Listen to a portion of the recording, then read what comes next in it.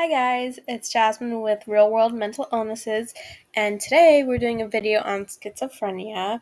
Out of all of the disorders I've covered so far, it's probably the rarest one, so I'm excited to be talking about it and teach you guys a little bit about it. So, in this beginning photo, I just wanted to give you a little glimpse of what it's like for someone with schizophrenia, but let's get into the actual specifics.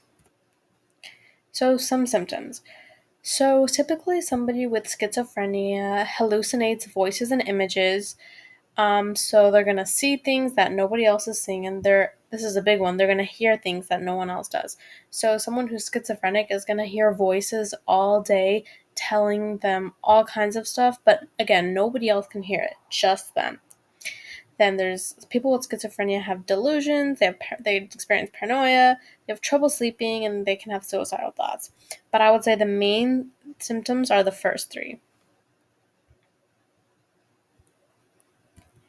Prevalence. So between 0.25 and 0.64% of the United States population has schizophrenia or related psychotic disorders, so clearly very rare. A lot of the other mental illnesses that we covered were about 4% of the US population had this disorder, but here it's only 0.25 to 0.64%, and that's nothing. Now, for today's video, we're going to be going over this character, Tom Crowley from Grey's Anatomy. And if you watch Grey's Anatomy, you probably know that this is not a main character, he's just a patient.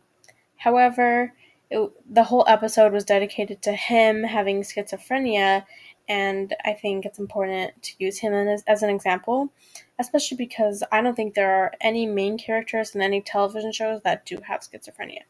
So, yes. Now, I'm going to show a clip that introduces him into the episode, and what happens is his mother accidentally hit a parked car. However, he thinks that some aliens or something was trying to get them.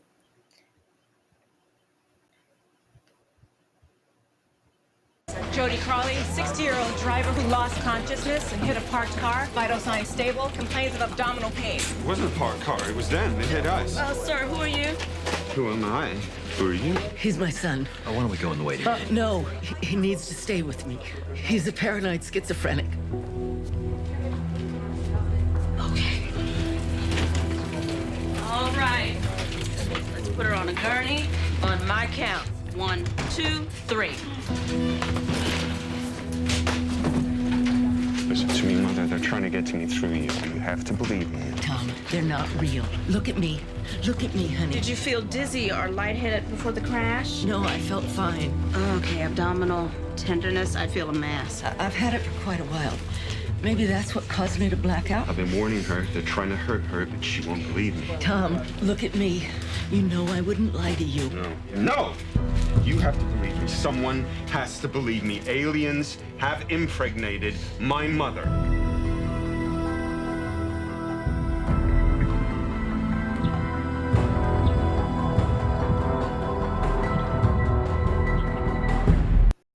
Now, going back to the symptoms, it's clear he's paranoid that aliens are out to get him and his mother, and that they've already gotten her and they've impregnated her.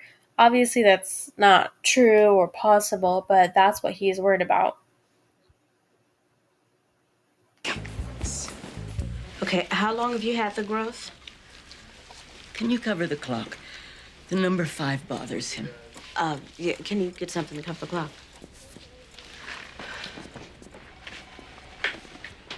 Those cameras? Tommy, what do we need from the store?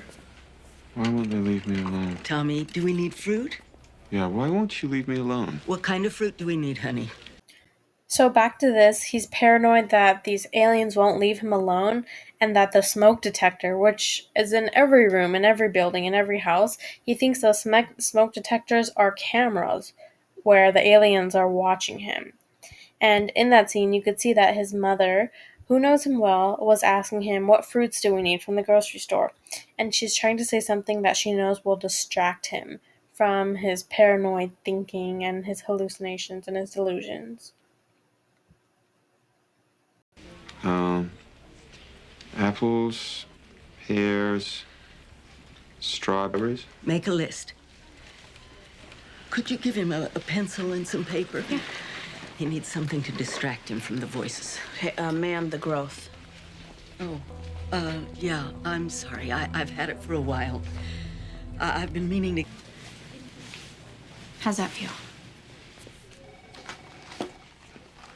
Feels on my hands falling off. It feels like I put something in it and make my hand fall off, like it's snakes or something. You don't have a name tag. Oh, I guess I don't. The other doctor had a name tag on her coat.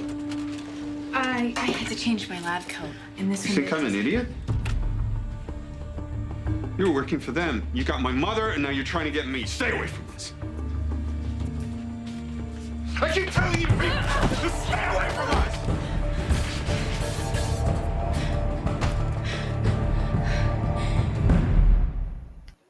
Now, in that clip, he noticed that Dr. Gray did not have a name tag like the other doctors did, and he thought that was unusual, and that must mean that he's working with the aliens that are supposedly trying to get him. And in response, he tries to defend himself, and he pushes her. So clearly, he truly does believe that these aliens are out to get him, and that is common. Someone with schizophrenia is going to think maybe someone is trying to get them, and there are other types of paranoia, but that is one of them. On the WebMD website, it shows some other examples of paranoid delusions that somebody with schizophrenia might have. First one says a coworker is trying to hurt you, for example, poisoning your food. Second one says your spouse or partner is cheating on you. Third one says the government is spying on you, which is similar to the aliens spying / trying to get him.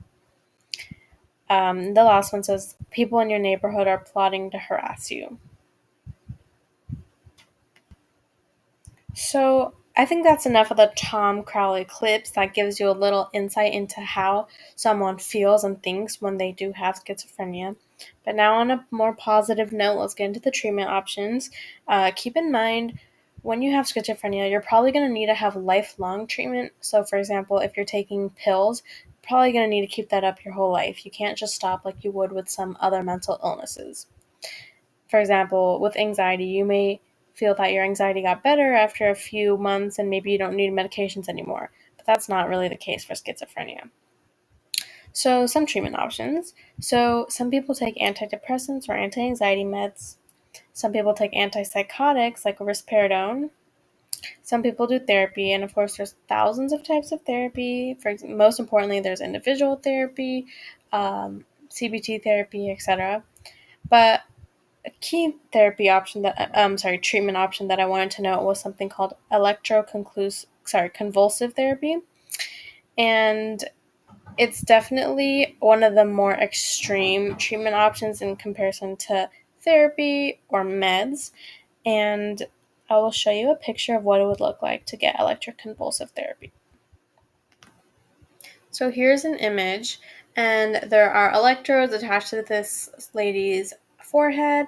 So clearly this is more of, rather than trying to help someone like with therapy, for example, trying to rewire their thinking, this is literally physically trying to attack the root issue in your brain.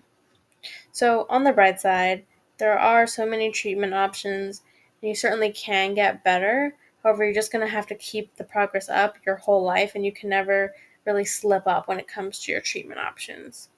So I hope you enjoyed that video, and I can't wait to make the next one.